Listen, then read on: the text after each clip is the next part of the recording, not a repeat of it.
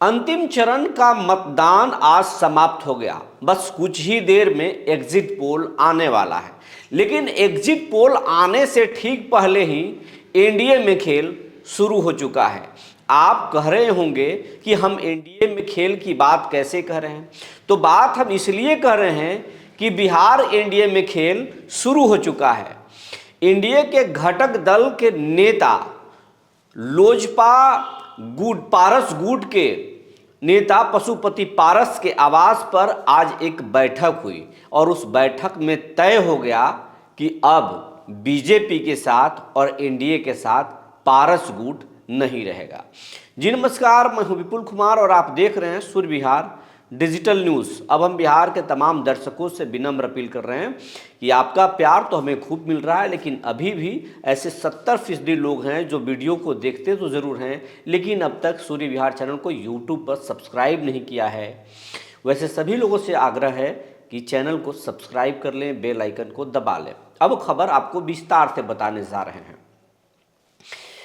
Exit poll आने के ठीक पहले ही आज पशुपति पारस के निजी आवास पर पारस गुट लोजपा की बैठक हुई और उस बैठक में तय हुआ, सारे नेताओं की राय हुई कि बीजेपी ने उनका उपहास उड़ाया है, बीजेपी ने उनका साथ नहीं दिया। जबकि पशुपति पारस चुप रहे, खामोश रहे, लोकसभा चुनाव तक इंतजार किए। मोदी जी ने उनको आश्वासन दिया था कि हम आपके लिए कुछ अच्छा सोचेंगे, लेकिन अच्छा क्या सोचेंगे? जो पार्टी की दफ्तर थी उसको भी छीन लिया गया और चिराग पासवान को सौंप दिया गया। चिराग पासवान को मंत्री बनाया गया। चुनाव में एक सीट पार्टी को नहीं दी गई और अब विधानसभा चुनाव में पारस गुट को क्या बीजेपी ही खत्म न कर दे? कि क्योंकि जिस तरीके से चिराग पासवान की बातें बीजेपी मान रही है, तो क्या आने वाले दिनों में पारस के अस्तित्व या उनकी पार्टी का अस्तित्व ही मिट जाएगा? इसीलिए पार्टी के सारे नेताओं ने आज एक बैठक की और बैठक में तय हुआ कि अब तक जो हुआ वो बर्दाश्त था, लेकिन अब आगे बर्दाश्त नहीं होगा।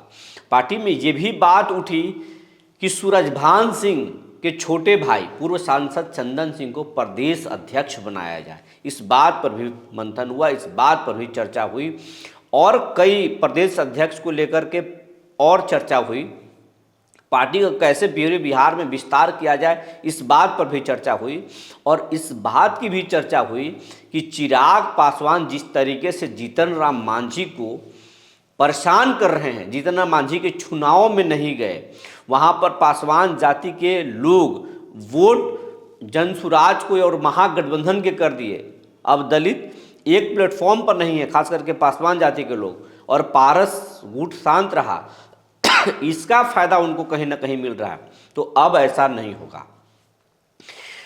मीटिंग में यह भी चर्चा हुई कि एग्जिट पोल आने के बाद, चुनाव मतगणना के बाद जीतन राम मांझी और चिराग पासवान का विवाद बढ़ेगा और इसी समय पारस गुट अपने आप को खड़ा करेगा और जीतन राम मांझी का साथ भी उन्हें मिल सकता है।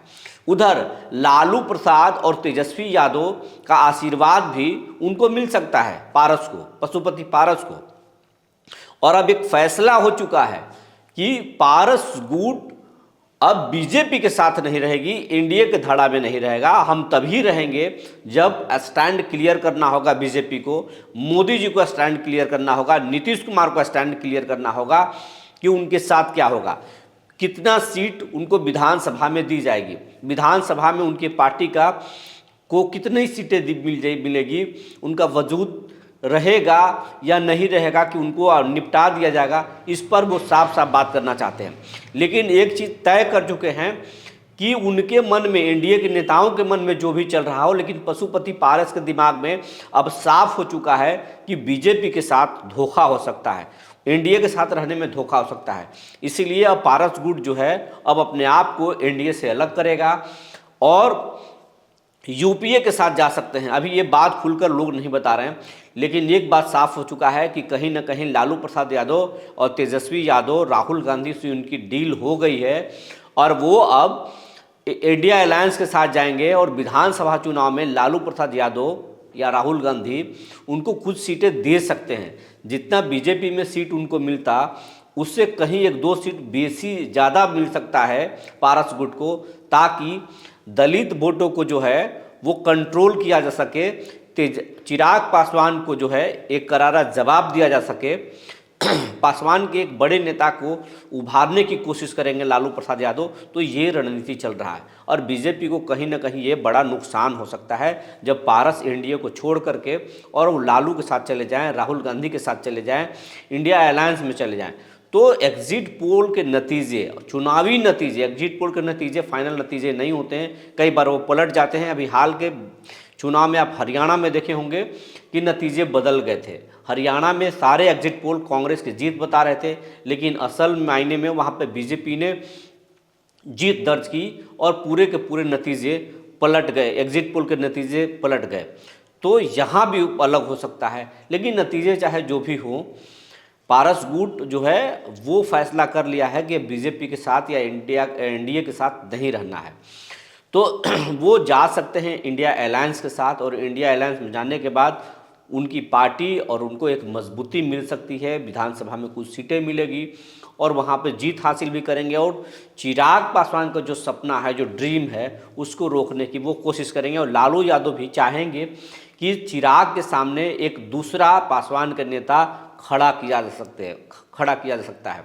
उधर चुनाव के नतीजों के बाद जो है जीतन राम मांझी चिराग पासवान पर जोरदार हमला करेंगे, इसकी पूरी संभावना है, क्योंकि उनकी जो पतोहू हैं दीपा मांझी, उनके प्रचार प्रसार में चिराग पासवान नहीं गए, जबकि कई बार उनकी डिमांड हुई, उनको व्यक्तिगत तौर पर उनको फ़ोन किया गया, लेकिन नहीं सुने।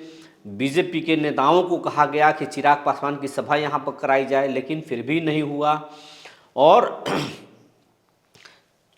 पासवान जाति के जो लोग हैं वो कहीं ना कहीं इमामगंज में जनसुराज के पक्ष में वोटिंग किया या फिर महागठबंधन के पक्ष में वोटिंग किया, वहाँ पर उनको वोट नहीं मिली है।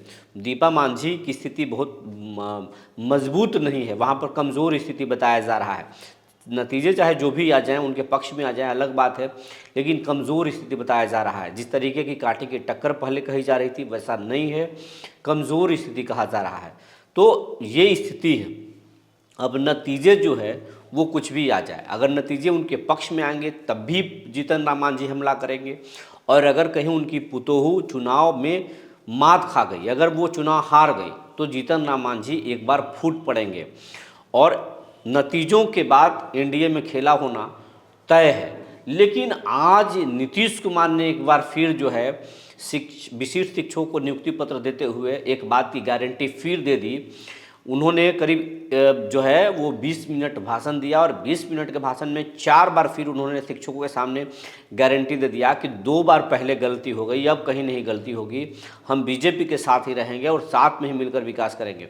तो नीतीश कुमार ये बार बार कह रहे हैं कि हम गलती नहीं करेंगे, गलती हो गई थी। लेकिन नीतीश कुमार के इस गारंटी के पीछे भी एक बहुत बड़ी चाल बताई जा रही है कि नीतीश कुमार अगर नतीजे, एग्जिट पोल के नतीजे अगर गड़बड़ाए, चुनावी हकीकत में नतीजे गड़बड़ाए, इंडिया अलायंस बहुत मजबूत स्थिति में दिखा, तो फिर नीतीश कुमार का मन भी डोल सकता है, वो पलट सकते हैं। क्योंकि झारखंड के चुनाव में बीजेपी के पक्ष में या एनडीए के पक्ष में नीतीश कुमार ने एक भी चुनावी सभा नहीं किया है। तो ये भी कहीं ना कहीं एक नाराज़गी को बताता है। लेकिन आने वाले दिनों में यही है कि एनडीए में बहुत कुछ बदलने वाला है, बहुत कुछ होने वाला है। बस इंतज़ार कीजिए 23 तारीख का, जब चुनाव के नतीजे सामने आएंगे। उसके बाद बिहार में क्या होता है, कौन पलटी मारता है या कौन किसके साथ रहता है, ये सब कुछ साफ होगा।